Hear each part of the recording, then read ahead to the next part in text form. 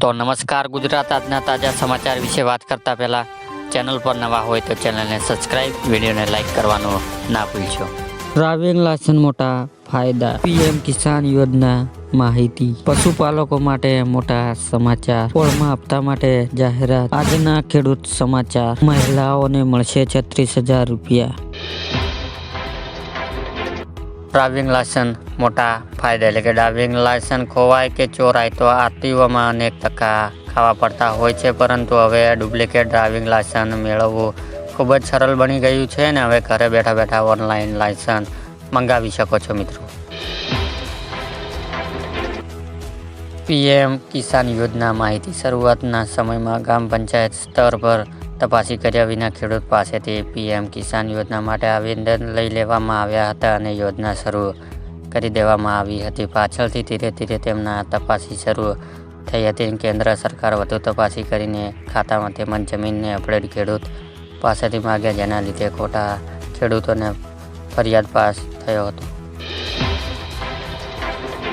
પશુપાલકો માટે મોટા સમાચાર, પશુપાલનને વ્યવસાય તરીકે સ્વીકાર, પશુપાલન કરવા માંગતા લોકોને આર્થિક સહાય પૂરી પાડવા માટે રાજ્ય સરકાર દ્વારા 12 દુધાળા પશુની ડેરીએ ફોર્મ છાપવાની સહાય યોજના અમલ મુકાઈ છે અને આણંદ જિલ્લામાં વર્ષ 2022-2023 દરમિયાન સ્વરોજગારીના હેતુસર આ યોજના હેઠળ કુલ 28 અરજીઓ મંજૂરી કરાઈ હતી અને લાભાર્થીઓને આશરે ₹21.70 લાખથી વધુની સહાય ચૂકવવામાં આવી છે।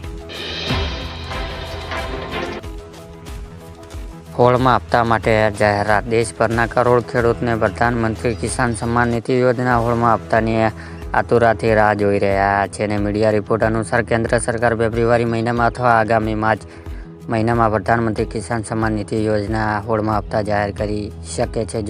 જો કે સરકાર હજુ સુધી હપ્તા નાણાં ટ્રાન્સફર કરવા અંગે કોઈ સત્તાવાર જાહેરાત કરી નથી।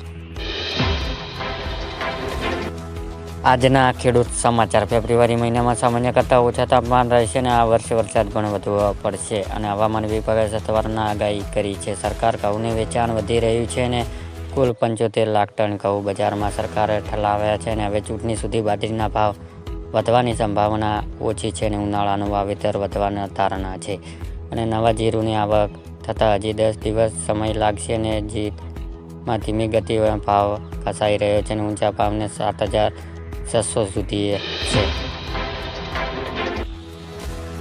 મહિલાઓને મળશે 36,000 રૂપિયા, 2018માં શરૂ થયેલી લડત 2024માં રંગ લાવી અને ન્યાય મળ્યો છે મિત્રો। એટલે કે 2018માં જ્યારે બનાસકાંઠા જિલ્લામાં લગભગ દુષ્કાળ સ્થિતિ હતી, એવા સમયે વીમા કંપનીઓને સાબિત કરી દીધું કે અહીં નુકસાન છે જ નહીં। શાસક ખેડૂત મંડળીઓ અને વીમા કંપનીઓને સામે ગ્રાહક સુરક્ષા કોર્ટમાં ગઈ હતી।